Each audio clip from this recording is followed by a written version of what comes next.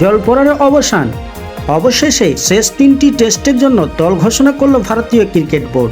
বন্ধুরা, কোন কোন খেলোয়াড় এই খেলায় বাদ পড়তে চলেছেন, কোন কোন খেলোয়াড় দল থেকে ছিটকে যাচ্ছেন, কোন কোন খেলোয়াড় নতুন সুযোগ পাচ্ছেন এবং ভারতের একাদশ কেমন হবে বিস্তারিত আলোচনা করব।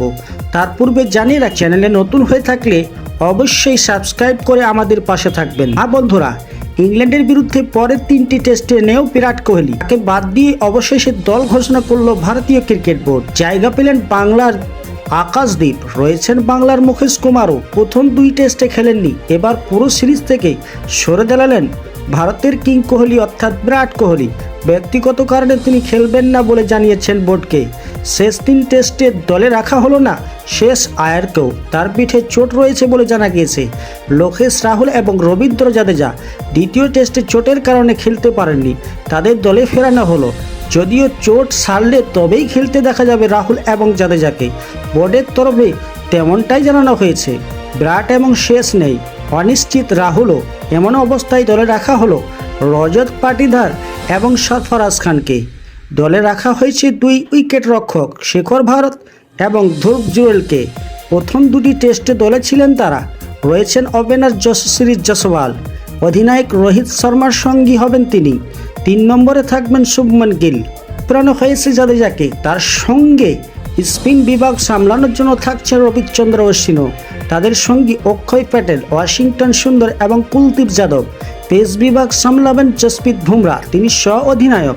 বুমরাকে বিশ্রাম দেওয়ার কথা শোনা গেলেও তা করা হয়নি দলের তরফ থেকে। দলে ফিরলেন মোহাম্মদ সিরাজও, তাকে দ্বিতীয় টেস্টে বিশ্রাম দেওয়া হয়েছিল। সঙ্গে রইলেন মুকেশ কুমার এবং আকাশদীপ। বাংলার 2 পেসার একসঙ্গে ভারতীয় দলে।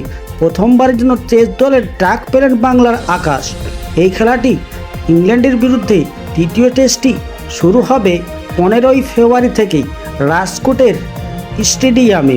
বন্ধুরা, ভারতের একাদশ কেমন হতে পারে? অধিনায়ক রোহিত শর্মা, সহ অধিনায়ক জসপ্রীত বুমরা, যশস্বী জয়সওয়াল, শুভমন গিল, লোকেশ রাহুল, রজত পাটিদার, সরফরাজ খান, ধ্রুব জুরেল, শেখর ভারত, রবিচন্দ্র অশ্বিন, রবীন্দ্র জাদেজা, অক্ষয় প্যাটেল, ওয়াশিংটন সুন্দর, কুলদীপ যাদব, মোহাম্মদ সিরাজ, মুকেশ কুমার এবং আকাশদীপ সিং।